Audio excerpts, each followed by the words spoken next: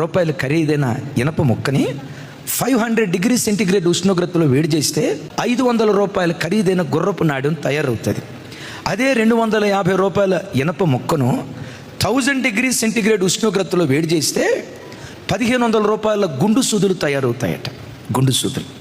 అదే రూపాయల ఇనప ముక్కను 1500 డిగ్రీ సెంటిగ్రేడ్ ఉష్ణోగ్రతలో వేడి చేస్తే 1,50,000 రూపాయల షేవింగ్ బ్లేడ్లు తయారవుతాయట.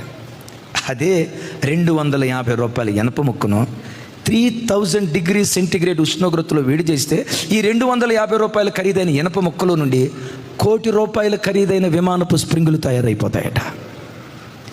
మంట పెరిగే కొద్దీ మహిమ కూడా పెరుగుతూ ఉంది. కొంచెం శ్రమలు కోరుకున్నావు అనుకో, ఇహమందైనా పరమందైనా కొంచెం మహిమే దేవుడు నీకు ఇస్తాడు. ఎంత ఎక్కువ కాల్చబడతావో, ఎంత ఎక్కువ నల్లగొట్టబడతావో, ఎంత ఎక్కువ శ్రమలకు అప్పగించబడతావో, ఎంత ఎక్కువ నలిగిపోతావో భవిష్యత్తులో అంత వెలగటానికి దేవుడు కృప చూపిస్తాడు. మీలో ఎంతమందికి మహిమ కావాలి? ఆ మహిమ కావాలంటే ముందేం కావాలి? మండాల. ఎంత మండుతావో అంత ఖరీదైన వాడిగా మార్చబడతాం. దేవుడు ఎక్కువ శ్రమలు నీకు అనుమతించాడా?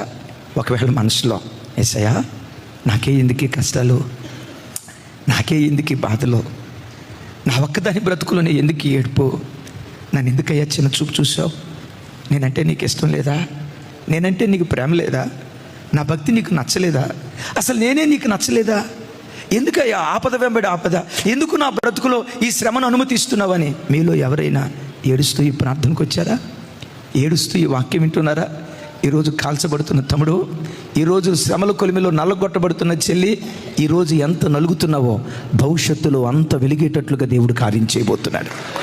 ఈరోజు అరణ్య మార్గం గుండా దేవుడు నేను తీసుకొని వెళ్తున్నాడంటే రేపు హోరేబుకు నువ్వు చేరబోతున్నావు, దేవుని పర్వతాన్ని ముఖాముఖిగా చూడబోతున్నావు అన్న విశ్వాసంతో శ్రమల మధ్యలో కాల్చబడేటప్పుడు శ్రమలు తీసేయి ప్రభా, తప్పులేదు అడగటం, శ్రమలు తీసేయి ప్రభా అని అడిగేదానికంటే దానితో పాటు ఈ శ్రమలను భరించడానికి కావలసిన శక్తి దయచేవా, ఈ బాధను భరించడానికి కావలసిన కృప దయచేవా.